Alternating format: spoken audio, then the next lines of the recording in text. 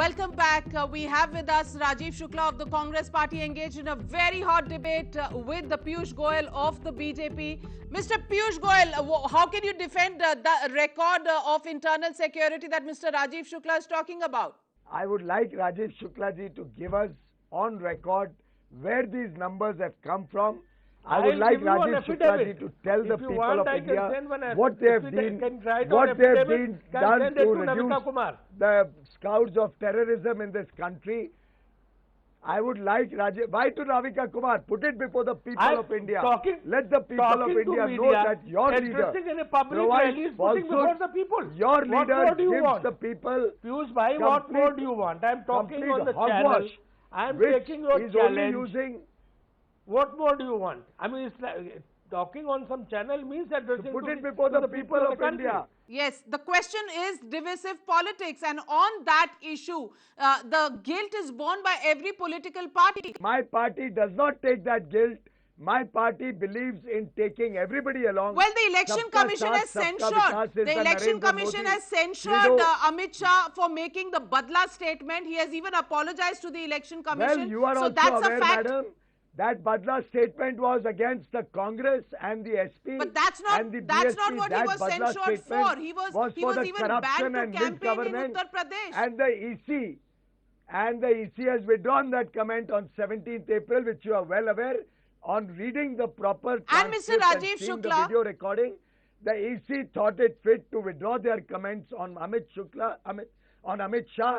But Rajiv Shukla is answerable for the way their party is trying to scare a section of people, a particular religious minority, how they are trying to divide people in caste, religion, language, what they have done with the country in the last few years.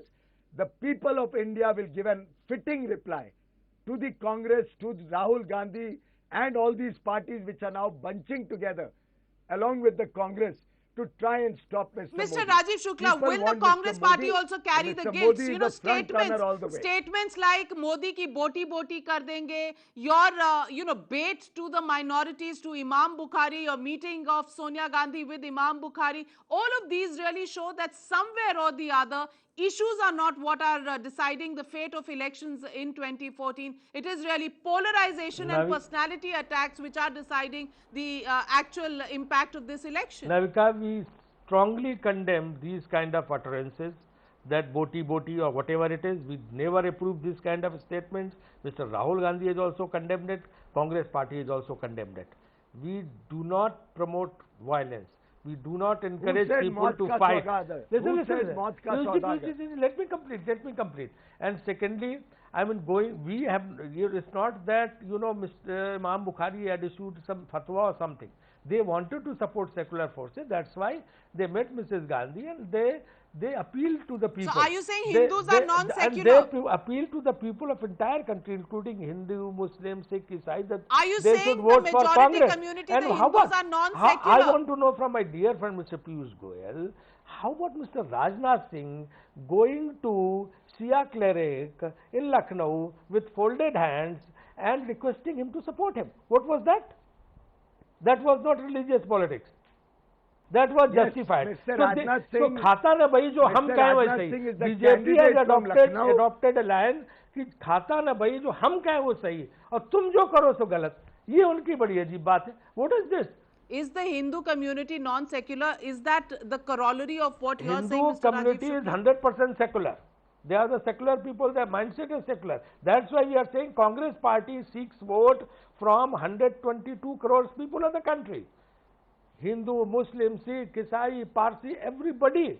We go to them. Our constituency is very large. We want to take along all the people of the society.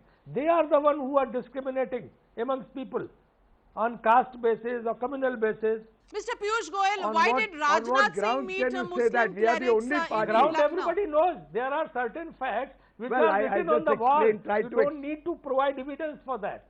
Mr. Rajiv Shukla, let Mr. Piyush Goyal respond. Navika, Mr. Rajnath Singh is the candidate of the BJP from Lucknow. So he can go to cleric. He can go to anybody. As a constituent in that constituency, he's a voter in that constituency. The BJP reaches out to every voter in every constituency. I'm surprised Mr. Shukla, who was earlier an MP from UP, does not know that Lucknow voters have to vote for the local candidate. Mr. Rajnath Singh never asked him to pass an edict. Mr. Rajnath Singh never asked him to support the BJP. All India went to him as a voter, and he supported him as a candidate. Going to see a cleric. Thank you for your gracious comments, Rajesh.